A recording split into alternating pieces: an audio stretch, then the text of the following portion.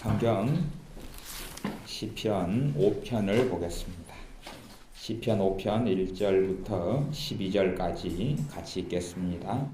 여호와여, 나의 말에 귀를 기울이사 나의 심사를 통촉하소서. 나의 왕 나의 하나님이여, 나의 부르짖는 소리를 들으소서. 내가 주께 기도하나이다. 여호와여, 아침에 주께서 나의 소리를 들으시리니 아침에 내가 주께 기도하고 바라리이다. 주는 죄악을 기뻐하는 신이 아니시니 악이 주와 함께 유하지 못하며 오만한 자가 주의 목전에 서지 못하리이다. 주는 모든 행악자를 미워하시며 거짓말하는 자를 멸하시리이다. 여호와께서는 피 흘리기를 즐기고 속이는 자를 싫어하시나이다. 오직 나는 주의 풍성한 인자를 힘입어 주의 집에 들어가 주를 경외함으로 성전을 향하여 경배하리이다. 여호와여, 나의 원수들을 인하여 주의 의로 나를 인도하시고 주의 길을 내 목전에 곱게 하소서. 저희 입에 신실함이 없고 저희 심중이 심히 악하며 저희 목구녕은 열린 무덤 같고 저희 혀로는 아첨하나이다. 하나님이여, 저희를 정죄하사 자기 꾀에 빠지게 하시고 그 많은 허물로 인하여 저희를 쫓아내소서. 저희가 주를 배역함이니이다.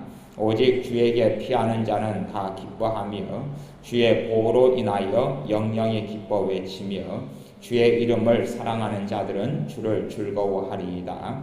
여호와여, 주는 의인에게 복을 주시고 방패로 함같이 은혜로 저를 호위하시리이다. 아멘.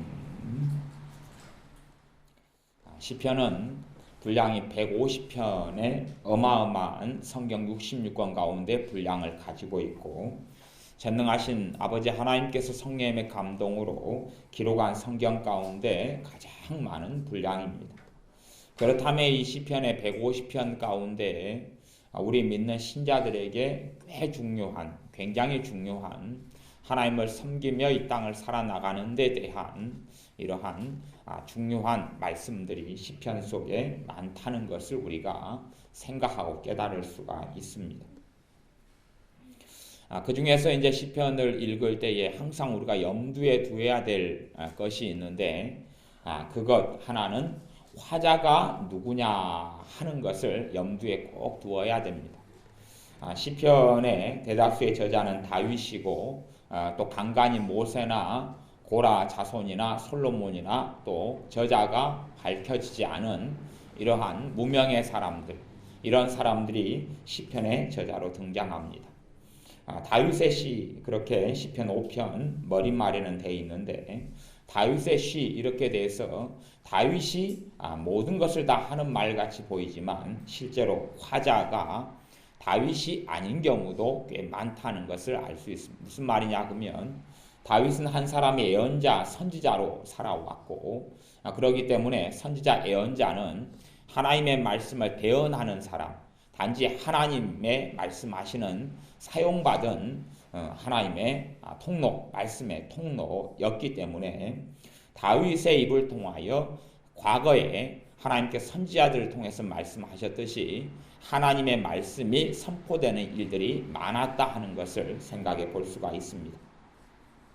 또한 주님께서 이 성경이 곧 나에 대해서 말씀하는 것이다, 그렇게 구약 성경에 대해서 말씀하셨습니다. 그렇다면 굉장히 많은 부분에 있어서 시편의 150편 가운데 단지 이 땅에 오실 메시아에 대한 이야기만이 아니라 친히 주님께서, 주 예수 그리스도께서 친히 말씀하신 부분들이 다윗을 통해서나 아니면 무명의 사람들을 통해서나 시편에 말씀하신 부분들이 꽤 많다는 것을 우리가 염두에 꼭 두어야 됩니다. 이사야서나 예레미야서나 어떤 예언서들을, 선지서들을 우리가 읽을 때도 꼭 염두에 두어야 하는 것은 이것이 선지자의 말이냐, 하나님의 말씀이냐, 선지자의 메시지, 요즘으로 말하면 선지자의 설교 같은 것이냐, 하나님께서 친히 선지자를 통해서 말씀하시는 것이냐 하는 것을 좀 구분해 볼 수 있으면 꽤 좋겠습니다. 구분하기 쉬운 성경들이 쉬운 성경이라든지 또 공동번역이나 새번역 같은 데서는 선지자와 그리고 하나님께서 하신 말씀이 선지서들에는 구분되어져 있습니다. 개역성경은 구분 안 되어져 있어서 알아먹기 어렵지만 새롭게 번역된 성경들에서는 구분되어 있기 때문에 우리가 잘 살펴볼 수가 있습니다. 시편 5편 1절에는 여호와여 나의 말에 귀를 기울이사 나의 심사를 통촉하소서. 나의 왕 나의 하나님이여 나의 부르짖는 소리를 들으소서. 내가 주께 기도하나이다. 다윗의 삶에는 기도가 그의 인생과 삶을 이루는 가장 중요한 부분에 속해 있었습니다. 왜 그러냐 하면 다윗의 인생과 삶이 편안하고 쉽고 안락한 인생을 산 적이 거의 없기 때문에 그렇습니다. 다윗은 어찌 그렇게 많은 기고하고 고통스럽고 험난한 굴곡된 인생을 살았는지 말할 수 없을 정도로 다윗의 삶 가운데는 도망과 도피와 절망과 낙심할 만한 무수히 많은 일들이 있었습니다. 그렇기 때문에 다윗이 기도를 통하지 않고는 그의 삶 가운데 그 많은 환난 질곡을 승리하고 이길 수 있는 길이 없었습니다. 하나님께서 다윗을 통해서 무수히 많은 시편을 또 기도를 기록하게 하신 것은 환난 질곡과 문제 속에 있는 사람들이 다윗보다 더 큰 문제를 만난 경우는 대부분 아니었지만 다윗이 더 큰 문제를 만난 다윗이 기도로 하나님의 은혜와 사랑을 체험하고 도우심을 받고 살았던 것처럼 하나님의 자녀들도 기도로 어려움을 이기라 이렇게 말씀하시는 첫 번째 음성이라는 것을 우리는 기억해야 됩니다. 야고보서 말씀에는 환난 당하는 자가 있느냐 저는 기도할 것이요 고난 당하는 자는 기도하라 그렇게 말씀했듯이 다윗은 고난 당하는 때마다 기도로 그 어려움을 극복하고 이겨내었습니다. 그것이 오늘 읽은 시편 5편에 나와 있는 다윗의 기도의 중심을 이룹니다. 나의 왕 나의 하나님이여 나의 부르짖는 소리를 들으소서. 내가 주께 기도하나이다. 5편 3절 여호와여 아침에 주께서 나의 소리를 들으시리니 아침에 내가 주께 기도하고 바라리이다. 아침에 기도한다. 그 말은 그 아침은 아마 새벽같이 이른 아침을 이야기하는 것 같습니다. 일찍부터 사람은 이 문제를 만날수록 이불을 덮어쓰고 눕기를 좋아하고 절망하기를 좋아하고 또 그 문제나 어려움을 잊어버리기를 좋아합니다. 그냥 까먹으면 시간이 흘러가면 그냥 어찌어찌 해결되겠거니 사라지겠거니 생각합니다. 근데 실제로 우리 인생살이의 대부분의 많은 문제라고 생각하는 것들은 자연적으로 시간이 해결해 주는 것들이 좀 자주 있습니다. 그래서 우리의 헛된 걱정과 염려가 쓸데없는 그런 것이 되는 경우가 많습니다. 그러나 그럼에도 불구하고 진짜 문제도 있습니다. 진짜 문제들. 진짜 문제라는 것은 우리가 시간이 지난다 해서 해결되지 않는 것들도 우리의 삶에 산적에 있습니다. 절망과 문제를 만나서 낙심하고 이불을 뒤집어 쓰고 또한 마냥 시간이 가서 해결하기를 바라기보다는 아침에 눈을 뜨자마자 하나님께 기도하는 사람, 그런 사람이 다윗이었고 우리가 그처럼 살아가야 합니다. 우리의 생활 속에서 어려움을 만날 때 다윗 같은 경우는 의지할 리가 하나님밖에 없었습니다. 다윗은 그의 부모도 그를 알아주지 않았고 그의 인생 가운데 의지할 만한 이들이 없었고 다윗은 그래서 하나님만을 의지하고 살았던 사람입니다.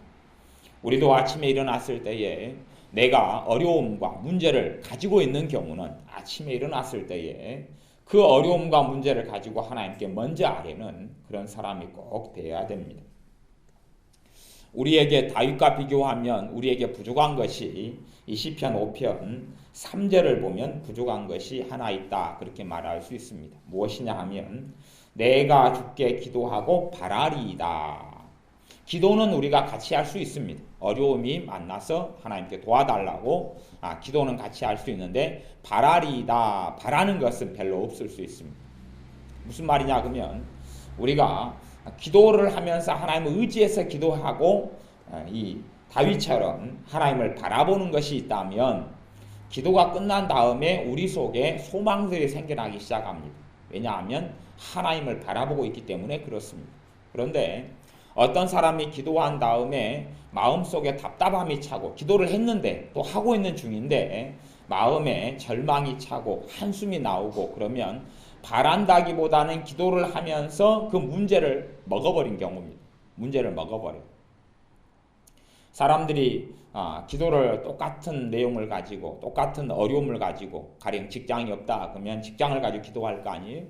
직장을 가지고 기도하면서 직장이라는 어떤 문제가 있다면 이 문제를 가지고 하나님께 문제를 들고 가서 하나님 좀 도와주십시오.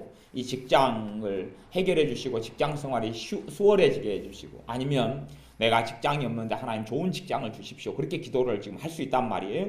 이것이 내게 정말 중요한 문제면 아침에 일어나자마자 도움의 근원 되시는 전능하신 하나님 아버지께 나와 직장을 하나님 해결해 달라고 기도할 거 아니에요. 기도하는데 이걸 들고 나가서 기도하면 하나님을 바라보기 때문에 이 문제에 대한 하나님의 도와주실 기대감을 가지게 되는 거예요. 이게 정상이잖아요.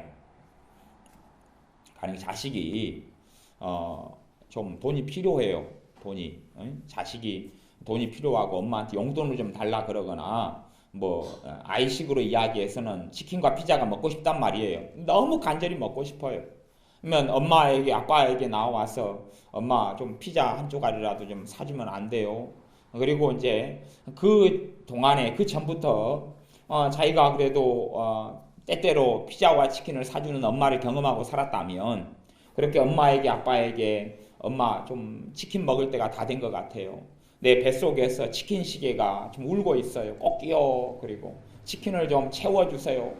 그렇게 이제 아이가 이야기해요. 그러면 아이가 그렇게 정상적으로 했다면 엄마 아빠가 그래도 치킨 시계가 울고 있으니까 그걸 채워줄 만한 원 플러스 원 치킨이라든지 벨치킨을 시켜줄 기대감을 가질 거 아니에요. 이것이 정상이다 그런 이야기예요. 그런데 그렇게 부모에게 요청했는데 요청하기 전보다 기대감을 더 가질 수 없다면 그 사람은 부모에게 잘못 요청을 했다 그런 말이죠. 그런 것처럼 하나님께 내가 어떤 문제를 가지고 기도를 했어요. 그러면 기도 안 한 것하고는 다르게 기도했기 때문에 기대감을 가질 수 있잖아요.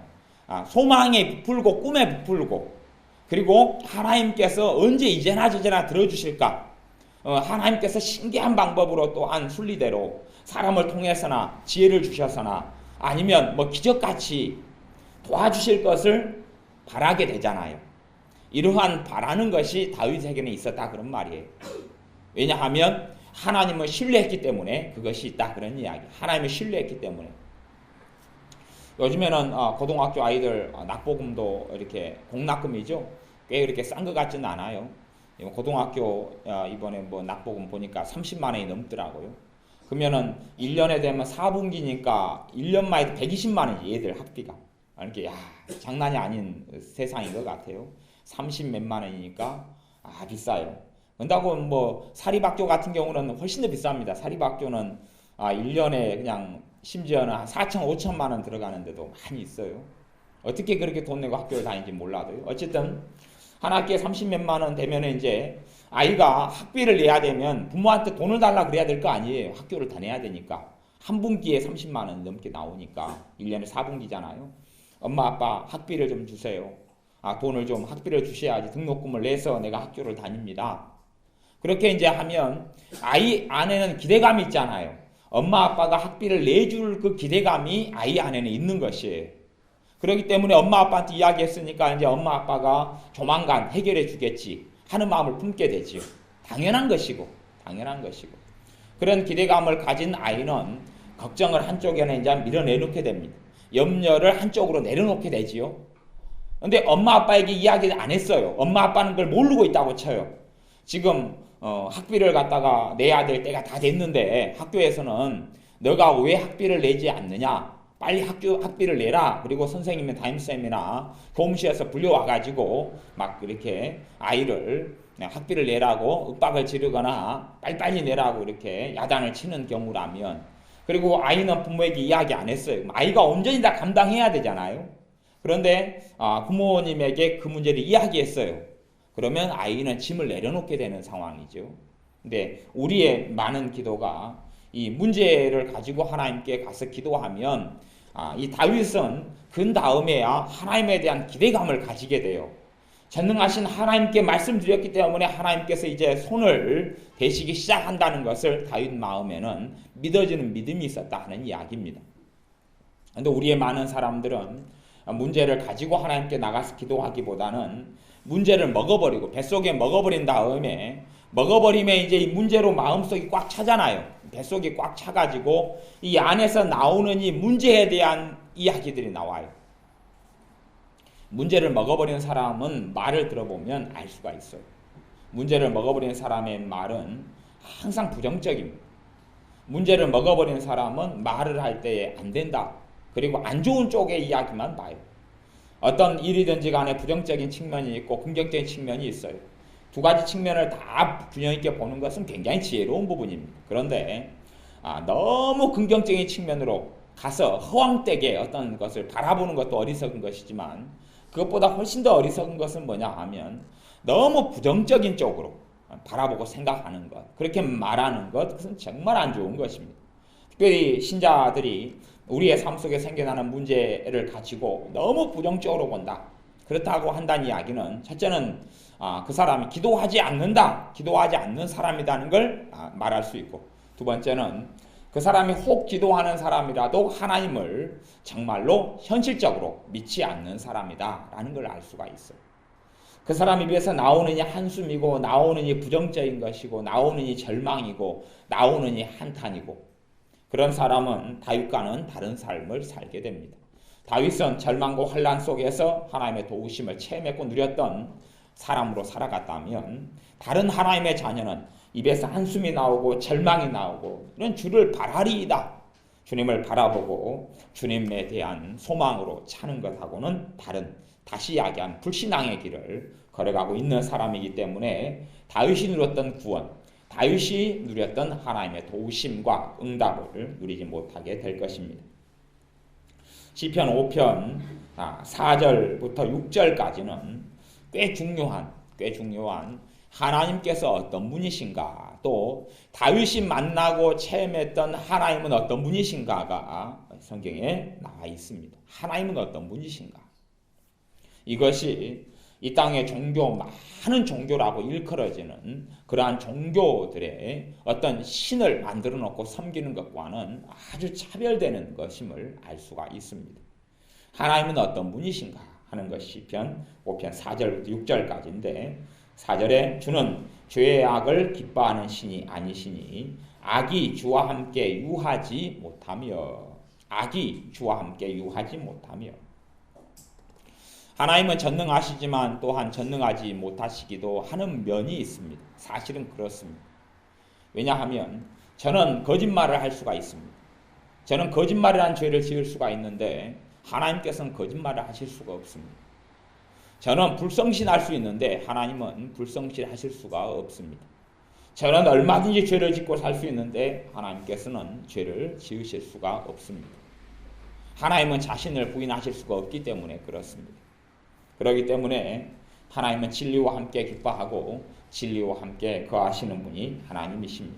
죄의 악을 기뻐하는 신이 아니시니, 이 땅에 살아가는 사람들이 죄 속에, 죄악 속에 살아가서 그래도 편하게 죽고 편하게 살다가 이 땅을, 인생을 마칩니다. 그러나 하나님은 죄악을 기뻐하는 신이 아니기 때문에 반드시 심판대 앞에 모든 사람을 서게 하십니다.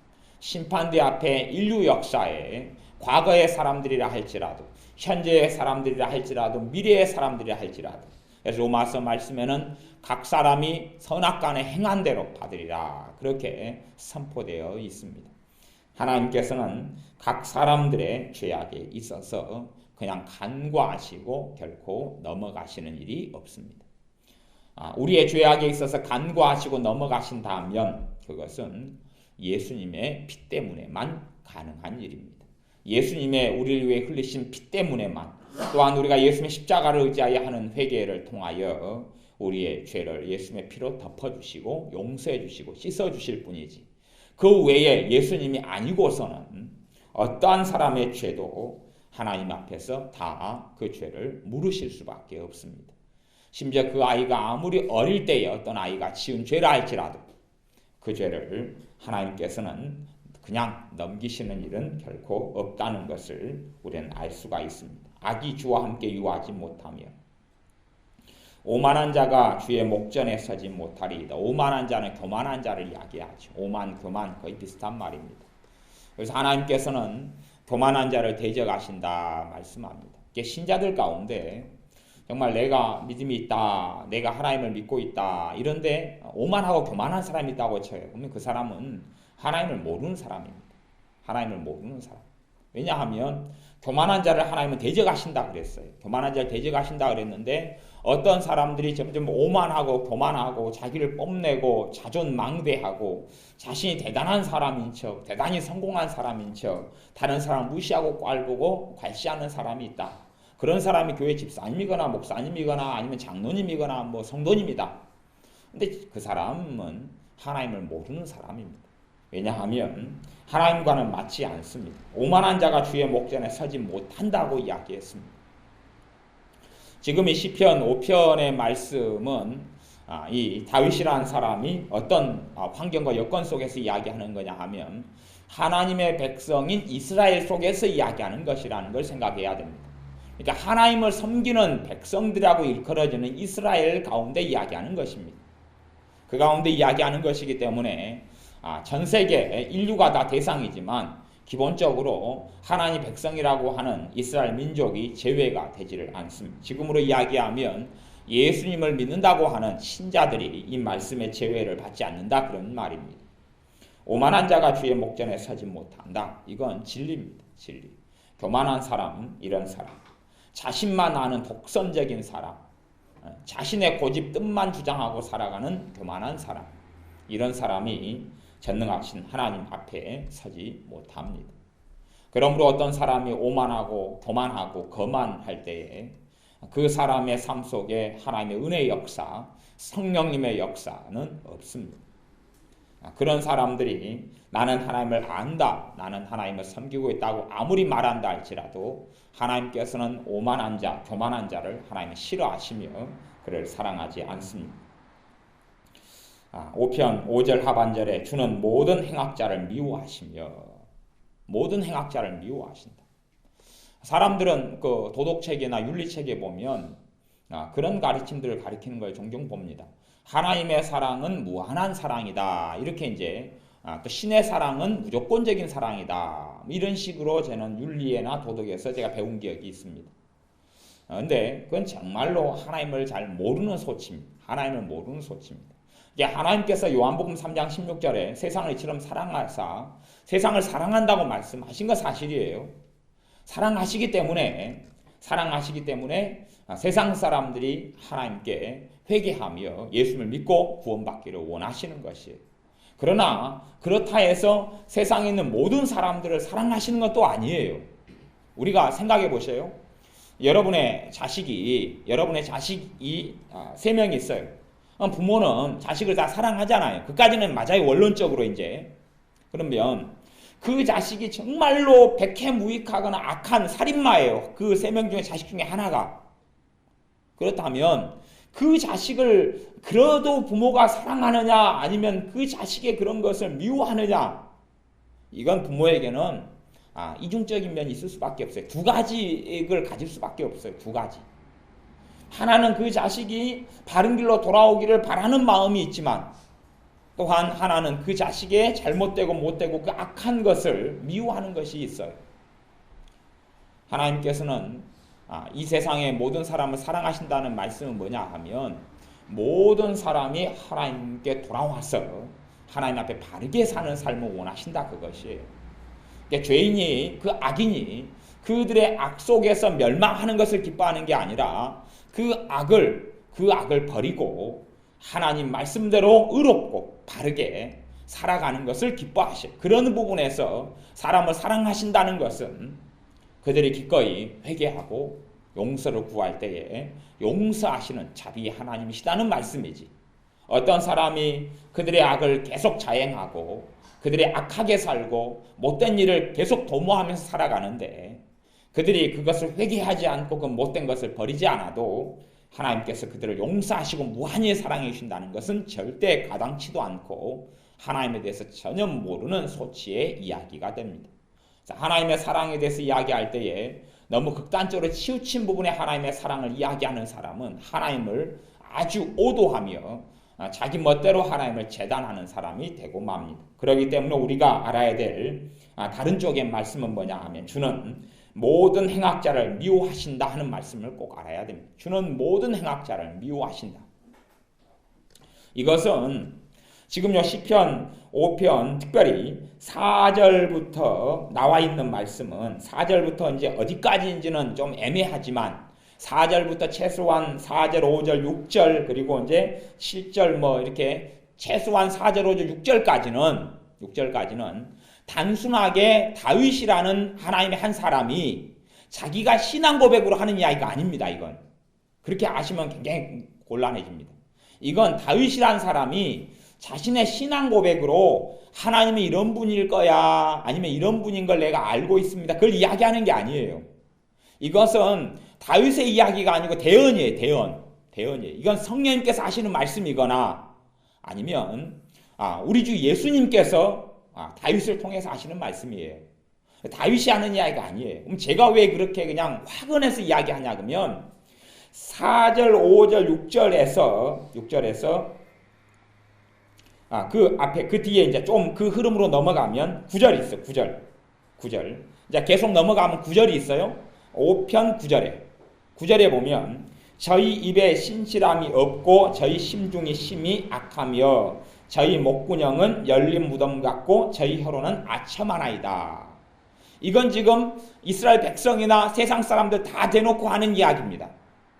그냥 다윗이 어떤 사람들에 대해서 저희들이 못된 사람들입니다 라고 이야기하는 게 아니라 이 모든 인류의 사람들에 대한 이야기가 시편 5편 9절입니다. 시편 5편 9절에 저희 입에 신실함이 없고 저희 심중이 심히 악하며 이건 어디서 많이 본 구절 같지 않으세요? 어디서 보셨냐 그러면 로마서 3장 13절에서 본 겁니다.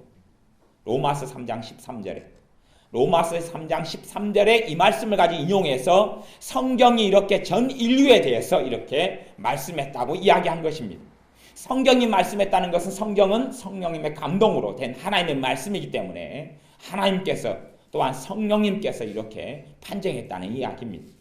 그러니 다윗이 어떤 사람들을 그냥 판단해서 아니면 자신에게 해를 끼치는 사람들에 대해서 와, 저 사람은 신실함도 없고 입으로 하는 말은 다 거짓말이고 저희 뱃속에는 심히 악한 것이 있고 저희 목구녕은 열린 무덤 같고 저희 혀로는 아첨하는 못된 사람들이네. 하나님 저 사람들 좀 멸망시켜 주십시오. 그런 이야기가 아니란 이야기입니다. 인류 역사에 대한 하나님의 준엄한 정죄의 말씀입니다. 인류 역사가 죄 가운데 갇혀 있다고 선언하는 하나님의 말씀이고 이러한 말씀을 로마서 3장에서 모든 사람이 죄를 범하였으며 하나님의 영광에 이르지 못하고 또한 의인은 없나니 하나도 없다는 말씀 속에 인용하고 있는 것입니다. 그렇기 때문에 단순하게 이 시편 5편 9절이나 아니면 시편 5편 4절, 5절, 6절이 그냥 다윗이 하는 신앙 고백이 아니라 하나님의 선언입니다. 성령님의 감동으로 하는 하나님의 선언입니다. 하나님이 어떤 분인지를 그의 선지자인 다윗을 통해서 선포하고 있는 것이라는 것을 알아야 됩니다. 단지 그가 나는 이런 하나님을 만나고 체험했다 그런 이야기가 아닙니다. 그래서 하나님께서는 모든 행악자를 미워하신다고 말씀합니다. 행악자를 미워하신다.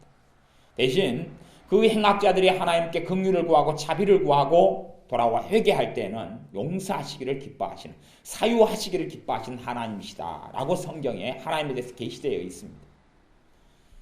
시편 1편에는 악인이 오만한 자의 이 복 있는 사람은 앉지 아니하고 거꾸로 또 악인이 심판을 견디지 못하며 죄인이 의인의 회중에 들지 못하고 죄인의 길은 망하리라 악인의 길은 망하리라 그렇게 시편 1편에 되어 있습니다. 하나님께서는 이 악이나 죄악고 또 행악자 참으로 악하게 살아가는 이런 자들을 미워하시는 것입니다. 제가 전에 말씀 가운데 죄와 악 또 죄인과 악인은 다르다. 이것이 상호 비슷한 의미로 쓰일 때도 있지만 굉장히 다른 의미로 쓰일 때도 많이 있습니다. 이 모든 사람들은 다 죄인이에요. 그렇죠? 모든 사람들은 죄인이에요. 죄인인데 죄인 중에서 이제 우리의 연약함 때문에 그냥 우리가 살아가다 근심하고 싸우고 다투고 할 수 있어요. 이게 죄인인데, 여기서 행악자는 뭐냐 하면, 기본적으로 행악자의 뜻은 뭐냐 그러면, 와, 저 사람이 부자예요. 저 사람이 돈이 있는 것 같아요. 내가 저 사람 등쳐가지고 사기를 치려고 막 꾸며요. 어떻게 하면 내가 못된 짓을 할까 궁리하고 살아가요. 그런 사람들이 있어요. 그런 사람들이 행악자의 첫 번째 뜻입니다. 아주 그냥 악한 의도와 못돼 먹은 본성으로 살아가요. 그러한 사람이 이 땅에 많이 있죠. 많이 있어요. 우리나라 같은 경우는 정치 세력 가운데 이러한 종북주의 세력들, 어떻게 하면 이 나라의 거짓말을 일삼아가지고 수시로 입에서 하는 게 거짓말이고 속임이에요. 또 북한에 보면 굉장히 이런 세력들이 많이 있어요. 뭐 김정은이라든지 김정일이라든지 아주 그냥 행하는 게 전부 다 자기 이익과 자기 욕심을 따라서 행하는 것이고, 또 일본에 있는 사람들의 많은 사람들이 양심을 속이면서까지도 거짓말에 일삼는 사람들, 굉장히 행악자들은 사실은 이 땅에서도 많이 있습니다. 이제 우리나라 같은 경우는 행악자도 많이 있긴 하지만, 그래서 여러분 그 핸드폰 같은 데나 제 핸드폰에도 보면은 이 발신이 표시되지 않는 전화들이 많이 오잖아요. 행악자들이 굉장히 사실은 이 땅에도 많아요. 행악자들이 굉장히 많아요. 어쩌다가 이제 돈이 부족해서 이런 거짓말을 해가지고 병원에 입원하는 사람이야. 그 사람들까지야 죄인이지만 행악자로 보진 않지만, 고의적으로 계속 보험회사를 속이면서까지 이렇게 하는 사람도 있잖아요. 자기들이 그걸로 벌어먹고 사는 사람들, 너무 다급하고 그냥 절대 절명에 취해서 그런 일을 한다면 좀 이해할 수는 있지만, 그것이 아니라 아주 못된 것으로 살아가는 사람들이 이 땅에는 점점점 이제 많아져 가고 있어요. 우리나라도 지금은 아직 법이 이렇게 안정되어 있고 치안이 안정되어 있기 때문에 행악자들 숫자가 그래도 전체 숫자에 비해서는 그래도 좀 적은 퍼센트라고 할 수 있어요. 근데 법망이 무너지고 사회 질서가 좀 무너지고 치안이 안 좋아지면 굉장히 많은 행악자들이 나타나 버립니다. 굉장히 많은 행악자들이. 먹고 사는 문제가 힘들어지면 죄인의 대다수의 죄인들이, 많은 죄인들이 행악자로 변해버려요. 먹고 살기 위해서는 수단과 방법을 가리지 않고 그렇게 살아가는 그런 사람들로 변해버리게 됩니다. 이게 사회가 얼마나 많은 행악자들이 많이 있느냐, 그건 사실 죄인들은 잠정적 행악자들이다 볼 수 있어요. 모든 이 땅의 사람 죄인들이 하나님의 은혜와 성령님의 충만함으로 살지 않는 사람들은 어쨌든 그렇게 될 수 있어요. 그런데 꾸미고 생각하고 말하는 게 모두 다 못된 것으로 가득히 한 사람들, 그런 사람들은 하나님께서 미워하는 행악자다. 이게 첫 번째 뜻입니다. 그래서 행악자를 미워하시는 분, 5편 6절 거짓말하는 자를 멸하시리이다.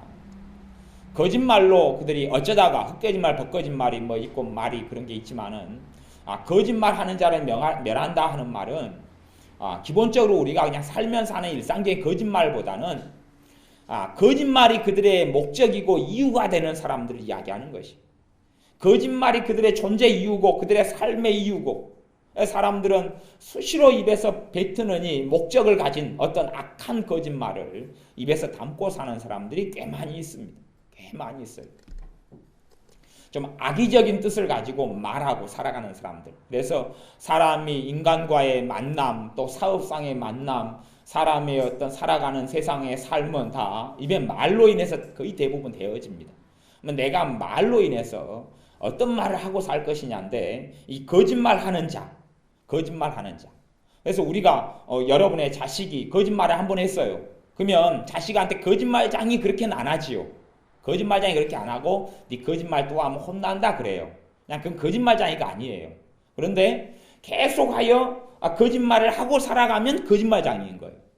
그러니까 저도 집에서 부모님 어릴 때 호주머니에 1,000원도 돌려보고 500원도 돌려보고 그랬는데, 제가 이렇게 한 번, 두 번 훔친다 해서 저를 도둑놈이다 그러진 않아요. 그냥 도둑질을 지금 한 거예요. 한 번, 두 번. 근데 도둑질은 도둑놈은 뭐냐 그러면 이제 그 전문적으로 하는 사람이에요. 그러니까 사람들이 자식들도 입에서 거짓말이 나오면 빨리 잡지 않으면, 이게 거짓말은 전염성이 굉장히 강해가지고 그 아이의 마음을 몇 번이 반복되면 사로잡아 버려요. 거짓말이 사로잡아 버려요. 그러면 그 아이의 특징이 거짓말장애로 삶에 전락하기는 굉장히 쉽습니다. 이게 사람이 계속 입에 거짓말로 살아간 사람은 거짓말할 상황도 아니고 거짓말할 이유도 아닌데도 거짓말하게 됩니다. 그냥. 그리고 자기의 이익을 위해서라면, 자기의 체면과 자존심을 위해서라면 없는 이야기도 그냥 꾸며서 이렇게 해요. 저도 이런 거짓말하는 걸 습성으로 알고 있는 사람들을 제 주변에가 좀 알고 있어요. 제가 아는 사람들 가운데 입에서 나오는 이 거짓말인 사람들이 여럿이 있어요. 입에서 막 말만 나오면 거짓말을 해요. 그런 사람들. 또 요즘에 크리스찬 투데이나 기독교 신문 같은 데 보면은 목사님들 가운데 입에서 나오는 이 그냥 막 만드는 거짓말을 하는 사람들. 이런 사람들이 뉴스들이 좀 뜨고 있어요. 그런 이단 사냥꾼에 속한 어떤 사람들이 있어요. 그래서 남을 이단으로 만들어가지고 돈을 벌고 명예를 얻고 명성을 얻는 사람들. 그러면서 이단을 만들기 위해서 땅과 방법을 가리지 않고 그 사람에게 그 누명을 씌워가지고 어떻게 목사님이라는 사람이 그렇게 할 수 있느냐 그러고 이제 봤는데 그 사람들 파헤치고 들어가니까 그 사람이 가진 학력이 다 거짓말이에요. 어디 신학교를 나왔다 그 거짓말이고 어디 학적이 있다 그 거짓말이고 막 그런 게 이제 파헤치고 드러나는 것이죠. 이게 어떻게 그렇게 해서 목사님이라는 목사 안수를 받아가지고 했느냐 그런 까지 알 수 없는 그냥 막 희한한 일들이 많이 있어요. 근데 그렇게 양심이 화인 맞아버릴 정도로 이제 가면 갈 때까지 간 사람들인데 하나님께서는 이런 거짓말하는 자를 멸시하신다는 이야기는 거짓말하는 자가 이 땅에 살아갈 땐 자기가 평안하게 살 수 있을지 몰라도 하나님의 손을 벗어나지 못한다. 그래서 이 땅에 살아나갈 때가 끝난 다음에는 전능하신 하나님의 심판대 앞에 엄정한 준엄한 심판을 받게 된다는 말씀입니다. 여호와께서는 피 흘리기를 즐기고 속이는 자를 싫어하시나이다. 하나님의 성품에 대해서 이야기하는 거예요. 하나님의 속성, 하나님의 성품. 하나님이 어떤 분이냐? 우리가 섬기는 하나님이 어떤 분이냐 하는 것입니다. 우리가 섬기는 하나님이 어떤 분이냐? 실제로는 우리의 믿음이 진실한 믿음이냐 아니냐가 사실은 검증되어질 필요가 있고 우리를 살펴야 될 필요도 꼭 있습니다. 우리가 생각해 보세요. 우리가 하나님을 아버지라 부르고 섬깁니다. 그런데 하나님은 이런 분인데 우리가 이런 하나님과 거꾸로 간다고 쳐요. 하나님의 자녀는 하나님을 닮게 되는데 자식은 부모를 닮게 되죠. 그래서 발가락에 닮았네. 그래서 우리 인선이나 은수 발을 보면 채집사님을 딱 영락없이 닮고 그러잖아요. 그렇게 부모를 닮아요. 얼굴이 닮고 생김새가 닮고 발이 닮고 손가락이 닮고 발가락이 닮고 다 닮아요.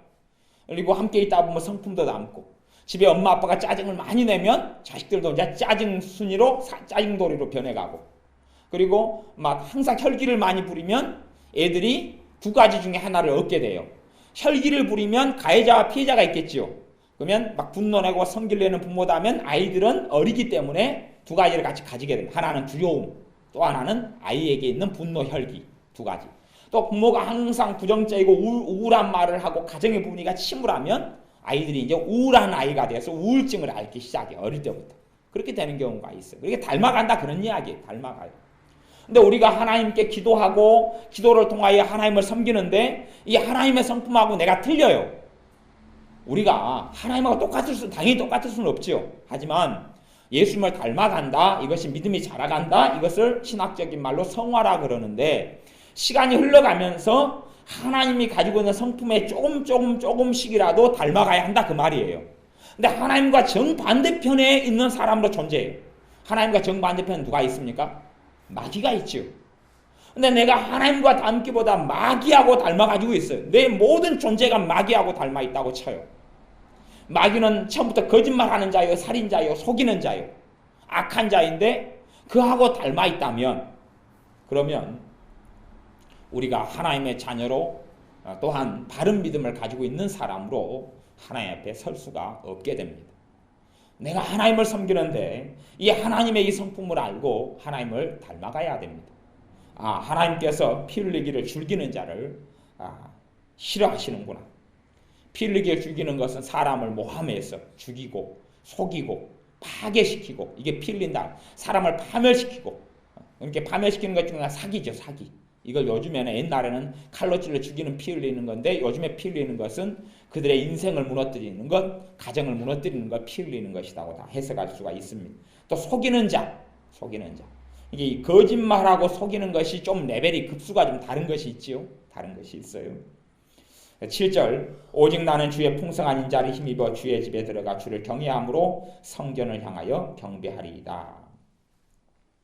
이제 9절에는 아까 읽었던 로마서 3장 13절 말씀을 인용한 구절이 있는데 저희 입에 신실함이 없고 저희 심중이 심히 약하며 저희 목구녕은 열린 무덤 같고 저희 혀로는 아첨하나이다. 단순히 다윗이 겪고 있는 사람 이야기가 아니라 이 땅의 모든 전 인류에 대한 이야기다. 그렇게 성경에 기록되어 있습니다. 모든 전 인류가, 그러니까 우리죠. 우리 자신이 하나님 보시기에 우리 입에 신실함이 없다 그런 말이에요. 하나님 보시기에 우리 입에 신실함이 없다는 이야기는 우리 입에 자주 거짓말이 튀어나온다 그런 말이에요. 그리고 저희 심중에 심히 악을 행한다. 우리 마음속에 악함이 있다는 얘기예요. 본질적으로 악이 있으니까 악 속에서 욕심이 나오고 탐욕이 나오고 시기가 나오고 질투가 나오고 분노가 나오고 미움이 나오고 원한이 나오고, 그런데 그것을 예수님의 피로 통하여 또한 성령님께서 임하셔서 하나님의 자녀가 된 사람 본성을 바꿔주시는 거죠. 새 본성을 성령님께서 우리 안에 임하셔서 새 마음이 되어주셔서 새 본성이 되어주셔서 이런 본성이 변한 것이, 그러니까 신자 이전의 것을 이야기하는 것입니다. 세상 사람들에 대한 이야기를 하는 것이, 그 사람들은 스스로를 나는 굉장히 의롭고 괜찮은 사람이다 말할지 몰라도 하나님의 준엄한 평가는 그들 속에 악이 있다라고 말하는 것입니다. 저희 목구녕은 열린 무덤 같고 저희 혀로는 아첨 하나이다. 5편 10절이 이제 성경의 꽤 많은 부분에서 분량을 차지하는 저주의 선포가 됩니다. 심판의 선포가 되는데 5편 10절 하나님이여 저희를 정죄하사 자기 꾀에 빠지게 하시고 그 많은 허물로 인하여 저희를 쫓아내소서. 저희가 주를 배역함이니이다. 하나님의 심판이 나타나는 여러 이유 가운데 하나가 이렇게 하나님께 탄원하고 기도하고 있기 때문에 그렇습니다. 이 기도가 살아있기 때문에 그렇습니다.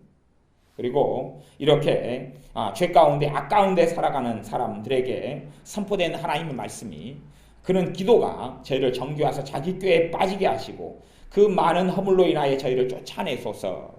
이러한 기도가 살아있다. 그리고 요한계시록에가 나와 있고, 요한계시록의 의인들이 하나님 앞에서 복음을 위하여 죽임을 당한 사람들이 이렇게 이 땅의 사람들, 이 땅의 악한 사람들을 심판해달라고 하나님의 보좌 앞에서 탄원하고 있는 것이 지금의 상황이라고 이야기합니다. 그렇기 때문에 하나님께서 오래 참고 한 명이라도 구원받기를 원하고 기다리고 계시지만 이 땅이나 역사 속의 악한 자들을 심판하셔서 영원한 멸망과 지옥 속에 빠뜨리시는 하나님이 요한계시록에는 기록되어 있습니다.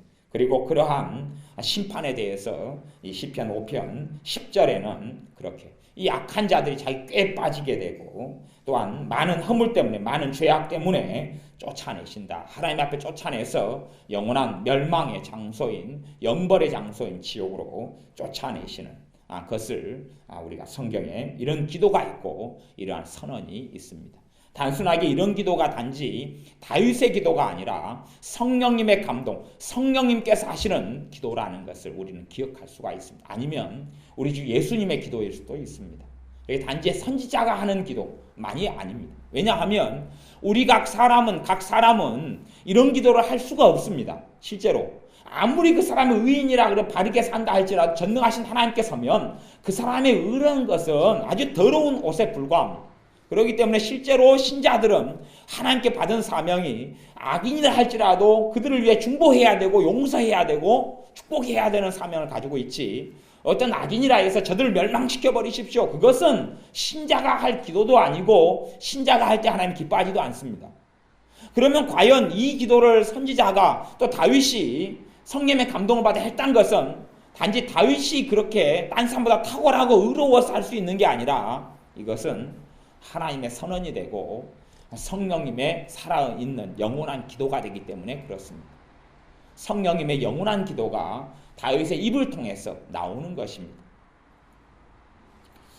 5편 11절에는 반대로 그렇게 이야기합니다. 오직 주에게 피하는 자는 다 기뻐하며 주의 보호로 인하여 영영이 기뻐 외치며 주의 이름을 사랑하는 자들은 주를 즐거워하리이다. 주에게 피하는 자는 다 기뻐하게 된다. 주의 보호가 있어서 영영이 기쁨을 누리게 된다라고 말씀합니다. 항상 하나님의 자비는 모든 사람에게 열려있고 하나님의 사랑과 은혜는 어떠한 악인이든 어떠한 죄인이든 간에 열려 있습니다. 그래서 하나님께 피하는 사람, 주님께 피하는 사람은 기쁨을 얻게 됩니다. 주님께 피하는 사람, 주님을 의지하는 사람, 주님을 찾는 사람, 주님의 보호 속에 들어가게 됩니다. 우리의 삶 가운데 우리의 보호자가 주님이신 것을 항상 잊지 말아야 됩니다. 우리가 주님으로 인하여 기쁨을 누리게 되는 사람, 주님으로 인하여 생명을 얻는 사람, 주님으로 인하여 삶 속에 평안을 누리는 사람이 우리가 되고 또한 그러한 길 속에서 살아야 할 줄로 믿습니다. 기도하겠습니다. 아버지 하나님, 우리가 하나님의 성품이 어떤지 성경 시편 5편을 통해서 보았습니다. 무엇보다 우리가 전능하신 하나님 아버지를 닮아가는 사람들이 되게 하여 주옵소서. 우리 입술에 거짓말이 사라지며 속이는 것이 사라지며 행악하는 것이 사라지며 오만하고 교만한 것이 무너져 주님 앞에 겸손한 사람, 겸비한 사람 되게 하여 주시고, 무엇보다 주님의 그늘에, 사랑의 그늘, 은혜의 그늘에 피해서 주님의 기쁨을 누리고 사는 사람들이 되게 하여 주옵소서. 문제 가운데 살아갈 때에 문제를 먹어버리고 뱃속에 문제를 담고 입에서 나오는 이 절망과 한숨이 아니라 문제를 주님께 가지고 기도하여 우리의 심령 속에는 하나님의 도우심을 바라며 기대감으로 가득 차는 믿음의 사람들이 되게 하여 주셔서 하나님의 보호가 일들마다 때마다 삶마다 나타나 하나님을 찬양하는 우리 되게 하옵소서. 예수님의 이름으로 기도하옵나이다. 아멘. 기도하겠습니다.